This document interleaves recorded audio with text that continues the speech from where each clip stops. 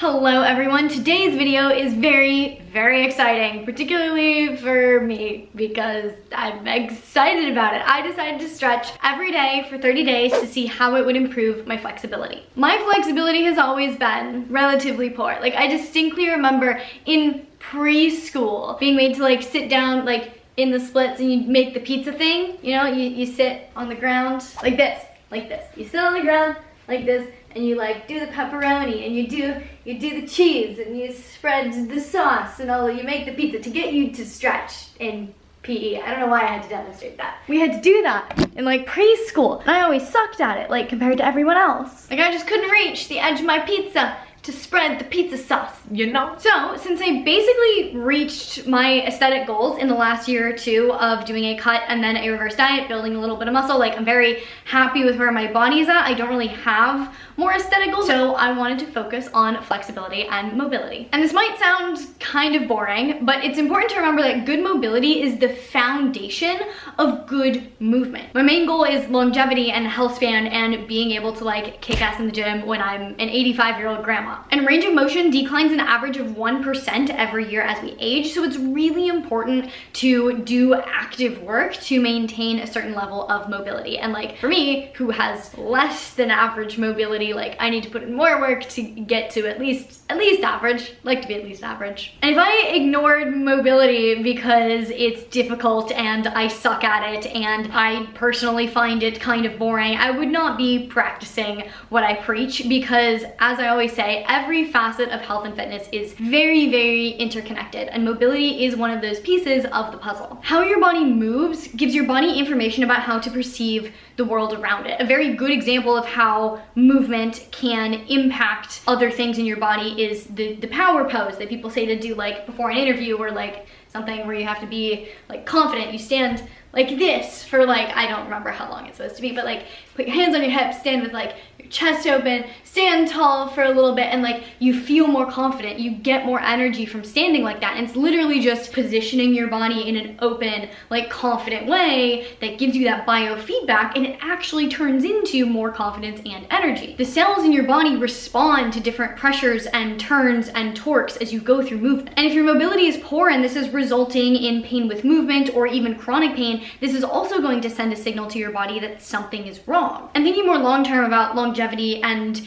aging, for a lot of elderly people, the decline in their health is usually marked by like a big fall where they hurt themselves and suddenly they're more incapacitated, less independent, and everything kind of spirals downhill from there. But the more mobility and strength you retain as you get into older age, the less likely a fall like that is going to negatively impact you so dramatically. But not only does mobility impact longevity and health and all of that long-term stuff, but it also impacts the efficacy of your workouts, and thus how efficiently you're going to reach your aesthetic goals or your strength goals or your performance goals, etc. The better your range of motion in any given exercise, the more you're going to get out of that exercise. As an example, you're gonna get a lot more bang for your buck from an ass to grass squat rather than just a squat to parallel. But basically, better mobility is gonna translate to faster improvements in strength, in aesthetics, and in performance in the gym. So since I've kind of reached my aesthetic goals, I wanted to take it all the way back to the basics in the gym and start with the foundation of good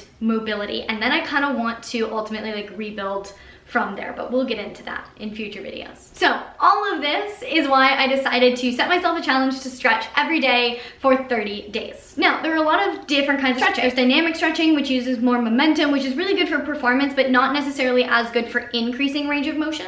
There's ballistic stretching, where you're swinging your limbs through full range of motion, but again, this is better more for like performance than for increasing range of motion. Then we have static stretching, where you're just holding a stretch at the end of the range of motion. And then we have PNF stretching, which actually can be broken down into a couple different types of stretching, often involving another step like a contraction of a muscle or using like a strap or something like that. And this is also good for increasing range of motion. Then beyond that, there's actual mobility work like pails and rails and cars and all of these other like mobility programs and things. And I wanted to start at the absolute basics. So even though I want to improve mobility, which means having strength in a range of motion, and I should be doing more dedicated mobility work, I wanted to start with just pure flexibility. Having tried actual like mobility work in the past, I've come to realize that my flexibility in itself is so poor that it's hard for me to even do the things to work on the mobility because I can't even get to the place to do the thing with my body. My body's just like, nah. So I needed to just stretch first. So my work for these 30 days was dedicated just to static stretching. There was a review published in the International Journal of Sports Medicine that compared the results of 23 articles on the topic of stretching and concluded that while all types of stretching showed improvements in range of motion, over the long term, static stretching showed the most significant gains compared to other types of stretching, such as ballistic stretching or PNF, etc. So this is why I decided to just start with just the basic static stretching. All right, stretch test, let's go. I feel like this is gonna be really embarrassing, but it's gonna be very clear as to why I need to do this for 30 days. This shoulder stretch almost caused me to fail 8th grade PE, whatever that means. I think they would have let me graduate middle school, but like, it was close. I literally had to have a friend push my hands together because you didn't pass unless your hands could touch. I think I would fail 8th grade PE again. Let's find out. Okay. We can do it on that side. This is good. This is a good sign. This is the side that I'm worried about though. I can touch, barely. Oh. Okay, for this one, I'm trying to test flexibility in my lumbar spine, so like the top part of the back. I don't think I have much. So I put in this stretch to be like a chest stretch. But here's the thing. In yoga, the instructors are always like, put your palms together behind your back. And there's no way my palms are touching. Like this, I can't, it's not happening. I don't know if that's a chest flexibility thing or a shoulder thing or a wrist thing or what, but we'll see if I can, nope. Do that by the end of the month. This one is less of a stretch, more of just like a position, but I'd like to get more flexibility in my lower part of my back. And I feel like this is gonna help. Also, this gets the chest a little bit too, which is nice. Ooh, this next one is just embarrassing and really highlights why I need to do this. My hip mobility sucks. This is without actively like pushing down on my legs or actively leaning forward. This is where my hips naturally go. Let's see what I can actually do. Ooh. Okay, this is why I wanted to focus on flexibility first before adding in mobility, because I'm at the point where if you look at me from the side, I can't even lean forward. And so it's hard for me to even do the mobility work because I don't even have the flexibility to get to the place where I can even implement the mobility work. All of these hip stretches are just, they put me to shame. Gonna do pigeon. I feel like the test for this one should be where I can maintain good form. I mean, obviously that should be the test for all of them, but like, you know, I can do pigeon like this, but I don't think your knee's supposed to be tucked that far. So I'm gonna put it out at the 90-degree angle. Is that the proper pigeon pose? Hang on. Okay, Google is inconclusive as to whether or not pigeon pose, the front knee is supposed to be at specifically 90, so I'm gonna just go like a smidge in from 90, because I think if I were to do 90, I might actually just like wrench my hip out of its socket. So we'll go a little bit in from 90, and that is where I will test again at the end of the month. If this is 90, I literally can't even do it. Okay, this is a little bit in from 90. I can't even get my knee down, can I? Whew, this is about as good as it's gonna get. Let me show you the other side. Yeah, this is like the limit at which I feel like I'm not straining my hip. I can't even get my knee down. All right, another embarrassing one. Let's see how far in the middle splits I can go. Oh God, I almost fell over. Okay. Yep, that's it. This is it. Oh, this is maybe a little bit too far. Yep, that's a little bit too far. That's not okay. And this mat is a very good measure because I'm at the edge of it. This is really painful. Alrighty, this is one of the big ones that I want to focus on, is my hamstring flexibility. So we're just gonna do classic forward fold. See how much deeper I can get. See, this is, I mean, I can touch the ground. This is good, but my knees are a little bit bent. Let's try straightening them. Okay, moving on to quads and hip flexors. See how deep we can get. Ah! Okay. I think I found my limit. Okay, lastly, we have downward dog. And I kind of have this in as a calf stretch, but also as kind of an all-around like evaluation of my body, because obviously there's more than just like calf flexibility in there. Down dog is almost like a full body flexibility evaluation, kind of. I just want to be good at down dog. That's where I'm at right now. It's not pretty, but it's what we're working with. And I'm very excited to finally be working on this because I clearly need it. So there's been a lot of research done on various stretching protocols to determine what is most effective and time efficient and everything like that. And research is pretty consistent. The data basically shows us that holding a stretch for 30 seconds is enough to improve flexibility, and anything beyond that doesn't really have any additional benefit and doesn't make you more flexible any faster. One example of a study is they took a group of participants and put them through stretches to measure improvements in hamstring flexibility. This is a really fun stretch to try to be talking in, and give me a second.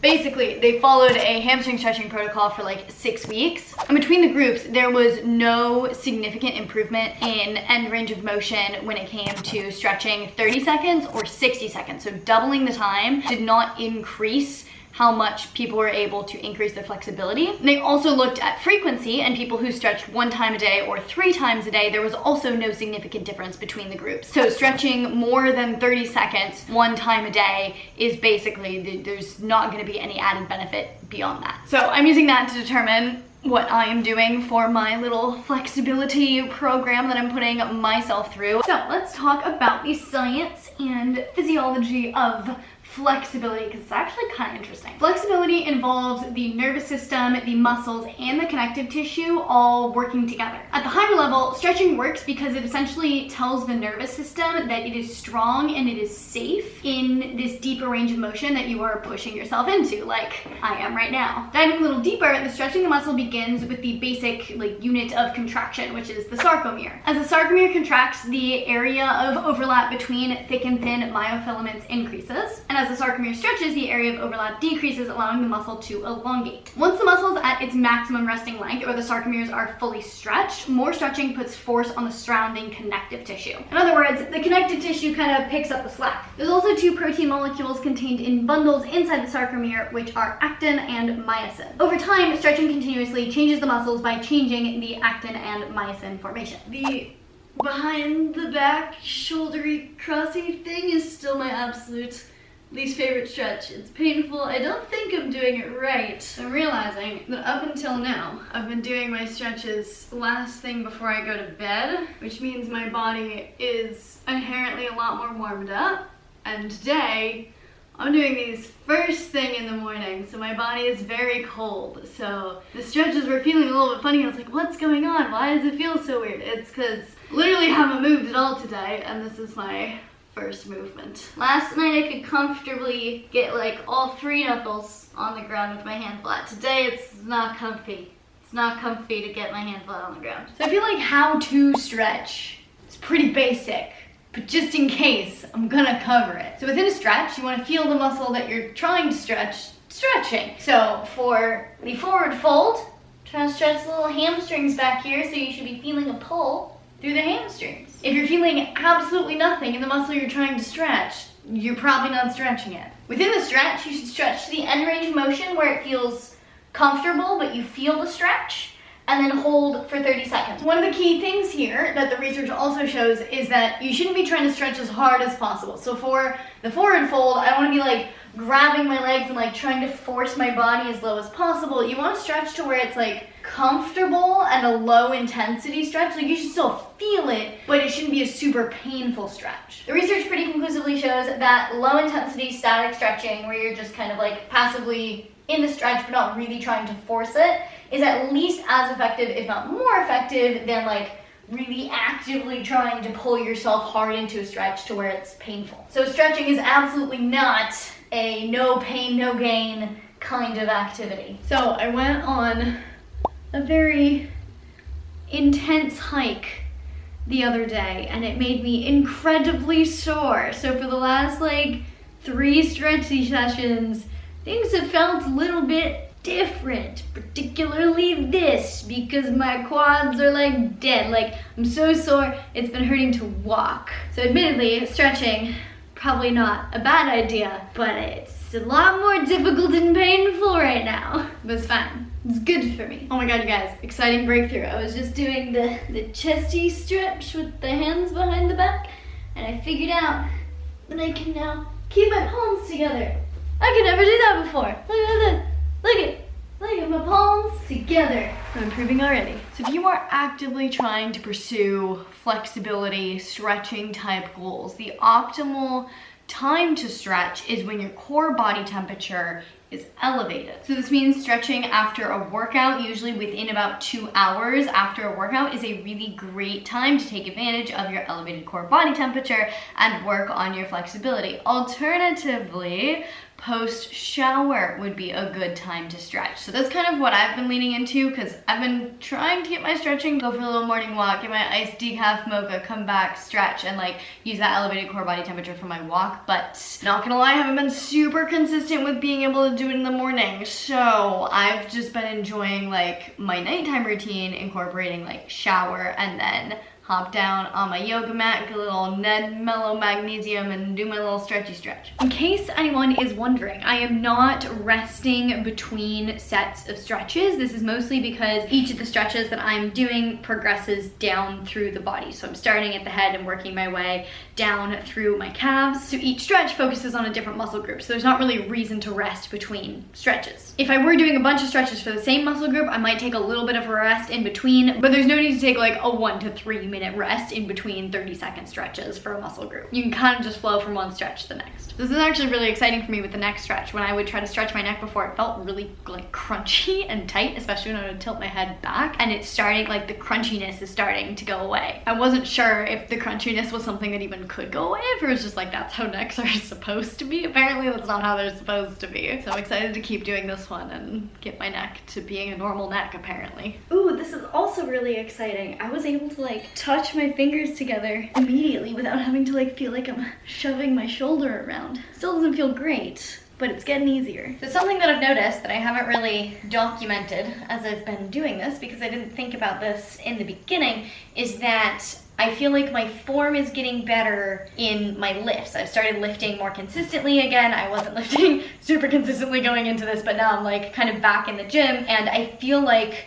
my squat is better. I feel better in my deadlift. Like things are just very, very slowly feeling like they're just like slowly clicking into a better place, like better form, because I have better range of motion. I think it's making sense to be lifting a little bit as I'm doing this so that I develop strength in this deeper range of motion that I am getting into as I stretch more. Because like I wouldn't want to get super flexible and then not have strength in that range of motion and then go into lifting and all of a sudden have another like 3 inches depth in my squat but no strength. That's just a recipe for injury. So I think keeping up with like a little bit of strength training as I'm doing this is really good, and it's really helpful like metric of progress for me as I go through this, because I can feel my form very slowly improving as I do this. And today is day 30 of stretching almost every day for 30 days. Definitely missed a couple days in there, but it's fine. So I'm gonna go through all the stretches right now, compare them to how I felt before, and give you a little breakdown of the progress that I feel like I made in this last month. Ow! Definitely tweaked my neck yesterday and my lower back at the gym, so may impact what I'm actually able to do today. It's fine, we're fine. It's fine. Okay, so because I tweaked my neck yesterday, the neck circles are not feeling as good as they were when I started, but 2 days ago, before I tweaked my neck, they were feeling so much better. Like they're feeling a lot less crunchy when I tilt my head back and roll it, and I feel like I have better range of motion. I feel like that's gonna be hard to see in like a before and after video, but I do feel like my neck range of motion has improved, although clearly not enough to prevent me from tweaking my neck, so we're gonna work on that. So this one I'm actually super excited about, because before I was saying I didn't know how people kept their palms closed, and now I can easily close my palms. So there's like definitely improvement here in I think chest and shoulder flexibility, which is very, very exciting. I have no idea if my thoracic spine mobility has improved, so we'll just have to look at the before and afters for this one. I feel like my thoracic mobility must have improved because I'm feeling even more of a stretch through my shoulders, like pushing them up. So I think I'm getting my chest lower to the ground, which I think is a good sign. And it's like feeling a lot better. Okay, this one I also feel like I've gotten better at, but I can't really tell because I can't see myself doing it. So we'll have to let the before and after video be the judgment. The behind the back shoulder cross thingamajig is still definitely a struggle for me. My left side definitely improved. I can clasp my hands a lot easier and I think I have a deeper range of motion. My right side on the other hand still has some pain in it. I also feel like I haven't made too much progress with hip opening in the butterfly stretch. For some reason this right side also is a little bit of pain. The hip opening, as far as the butterfly stretch goes, I feel like I haven't seen much improvement. I feel like I should have maybe done different hip opening exercises to start with, because again, I can't even sit up straight in this, so I can't even really get into the stretch in the first place to improve the stretch. So I think this was more my bad for exercise programming and just being too ambitious and really wanting to get good at this, but not starting at the more basic level that I probably should have started at. Going in the other direction, not hip opening, but hip other ring closing. Not hip closing, pigeon. I also don't know how much progress I made with this one. I'm sure I made some amount of progress because I've been steadily progressing and things have been feeling better. Like I said the other day, like my range of motion while I lift feels a lot better. So I know that things overall are improving. Look at me go. I feel like I got an extra 2 or 3 inches on this. My feet were at the edge of the mat on day 1 and now they're basically off the mat. This is great. It's not like the biggest improvement ever in 30 days, but coming from someone who's naturally not very flexible, this is very exciting. Okay, this is where I'm most excited because this is where I think you can visually see the most improvement, and it's like where I wanted to make the most improvement. Check this out. Whoop! I can get my whole hands on the ground easily. And I don't think I measured this on day 1, but I can tell I can get my chest a lot closer to my legs. So like I can pull myself into a tighter little position. So this is very exciting. This is like, I'm stoked. If this was the only improvement that I made in 30 days, I'm happy. This stretch I also feel a ton better in. I feel like I may have also improved ankle mobility inadvertently. Like, not used to my knee being able to go this far past my toe, which is really cool. Maybe that's why my squat feels better. Better ankle mobility. And finally, the last one that I really wanted to improve in, downward dog. I don't know how it looks on camera, but I feel a lot more solid and connected through my downward dog. I feel like I have better contact with the grounds through both my hands and my feet. So I'm also super, super stoked to see that improvement. So overall, I'm not sure I improved quite as much as I was hoping I would, but I think I may have been just like a little ambitious in how much I was hoping I would improve. Like, especially coming from a background of having never been flexible. It's not like I'm regaining flexibility that I used to have. This is me pushing my body to a completely new place. And those kinds of things take time. I think regaining flexibility is a little bit easier than establishing it the first time. So overall, I'm most excited about the improvements that I made in my hamstring flexibility. Also kind of impressed with my like thoracic and shoulder flexibility. I feel a lot more mobile through like this region. And seeing that already translating to feeling better with my lifting exercises is also huge, because again, like that's like my main goal, is to move well, not just to have like some deep range of motion. Like I don't really care if I can do the splits, but being able to do the splits and having that make like my Bulgarian split squat look a lot better, or be able to like do animal flow in a more strong and controlled way, like that's the ultimate goal. And to see that happening already is very motivating for me. And I'm really proud of myself for pushing myself to do this so regularly, because this is something that I've wanted to get better at for a very long time, but is not something I necessarily enjoy. Like I don't really like stretching. I would rather lift for an hour than lift for 30 minutes and stretch for 30 minutes, like by a lot. But it feels really good to kind of peel everything back, go back to the basics, and kind of feel like I'm rebuilding my body and my movement from the ground up. And I'm so excited to see what I'm going to be able to accomplish when I put more effort into this, more time into this, and then actually rebuild. So I fully plan on continuing to stretch regularly, maybe not every single day, but I'm lifting 5 days a week, so maybe I'll try to stretch after every time I lift. And I think I'll branch out with exercises and stuff and take what I learned from these exercises and kind of reprogram my stretching to accommodate that a little bit better. So maybe no butterfly stretch, but add like a different hip opener. Basically, this is just the start of the new Marissa when it comes to movement and mobility and strength and all of that good stuff. And I'm very excited for this new phase in my training. And please do me a huge favor, if you guys have done any like mobility or stretching routines that you have absolutely loved, that have been like game changers for you, especially if you're like me and coming from a place of being very, very inflexible, not like you could already do the splits and it made you get better splits. Like, I mean, great for you. I don't mean to be that sassy, but like great for you. Probably not super applicable for me. But basically, if any of you guys have any like really good program recommendations, please leave them in the comments below and I will take a look at them. I want to just like go through everything and dive into this because I'm excited about it now. If you liked this video, please give it a big thumbs up. It really does support me and my channel. I really genuinely appreciate it. Please share this video with your friends, your family, and your neighbors. If you want to see more videos from me all about health and fitness, you can check them out over here. To see future videos, make sure you hit that subscribe button, hit the little notification bell so you get notified when I post a video, and I will see you very soon. Bye!